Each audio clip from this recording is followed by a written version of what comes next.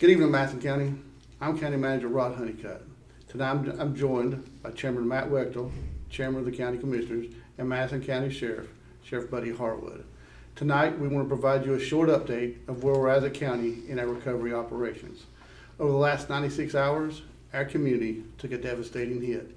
We've lost loved ones in the county, and we're still executing recovery operations.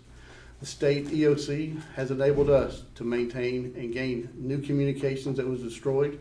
They've helped us with power generation and beginning the delivery of meals and water. To date, we've received 3 CH-47s worth of meal and food.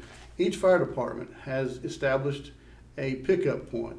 If you're in need of food or water or basic life support, I ask that you go to your nearest fire department and tell them what your requirement is. We have a distribution network of volunteers in place, of contractors in place, and we are starting to understand where we are as a community. The town of Hot Springs took a direct hit. Its landscape has forever changed. The way we think about downtown Marshall, it has changed. Many of our loved ones tonight, we need to keep them in our thoughts and prayers. Now I'm going to ask Sheriff Harwood to touch just a second on security in our community and things we need to take into account.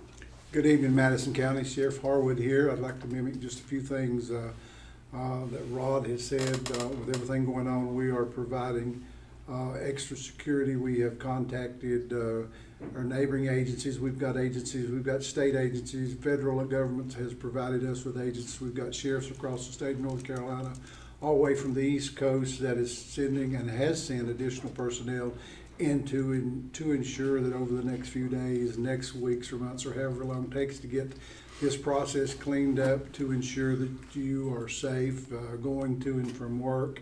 And I'd like just to caution everyone, if you don't need to get out on these roads and look and see what's going on, please stay at home, because if you're not on the roads, it gives us more time to be able to work and get DOT and all these contractors that's coming in to clean the county up. So please, if you don't have to get out and about, stay at home.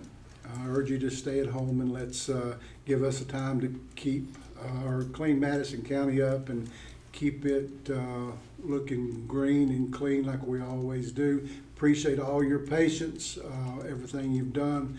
Keep the Sheriff's Office and all the Madison County employees in your prayers over the next few days. Pray that we have a safe, continue to stay safe, and thanks for all your patience once again. Ladies and gentlemen, now I ask Chairman of the Board of Commissioners, Chairman Matt Wechsel, to make a few remarks. Ladies and gentlemen, we obviously we have gone through a tremendous event here over the past few days. I have never been more proud than I am right now to be associated with the residents of Madison County, the employees of Madison County, our fire departments, and outside agencies that have come in to help us. The response has been overwhelming, and it's hard to believe coming out of a situation like this we can say we're blessed, but folks, we've been blessed. Communities around us, as bad as we have it here, the communities around us have suffered even worse. And we're going to do our best to take care of our folks here in Madison County first, and then we'll fan out and we'll help those other communities as well. I was on WHBK radio this morning, and on WHBK I stated that we would be trying to do a live feed this evening if technology permitted. We've had some technology challenges, so the Wi-Fi isn't going to support a Facebook live feed quite yet. Once we get the technology and infrastructure back in place here, we hope to be able to fulfill that obligation and give you guys a nightly update. I will be doing another update tomorrow morning on WHBK at 10 a.m. And I hope you can join me there if we'll have some additional information. Some of the questions that I've received since this morning's broadcast that I can try to answer for you folks. A lot of folks wanted to know about the U.S. Postal Service in Marshall, and also that would be Marshall, Alexander, and Hot Springs. The U.S. Postal Service is indefinitely suspended service to those areas. However, a lot of those employees have been pulled into Weaverville and surrounding areas, so they're working on trying to get a plan together in order for mail service. But if you have something that needs to be mailed out, you might want to try Leicester or Weaverville if you're able to do that. The other thing I want to share with everybody is our solid waste convenience centers by tomorrow should be back on a regular schedule. And we're looking forward to the opportunity for those folks to be able to help serve you with your needs. We understand things have been stacking up for several days now at this point. Most of our centers were up and operational by noon today, and we hope to have the remainder of those back on their normal schedule by tomorrow. And that's really all I have to share right now, folks. We're working on everything to try and get in as much help and aid and assistance as we possibly can, whether it be water, food. I will say one thing just to reiterate on what the Colonel had to say earlier.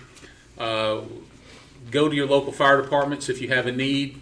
We have got food and water to those areas. They're going to be our hubs to try to get to each community.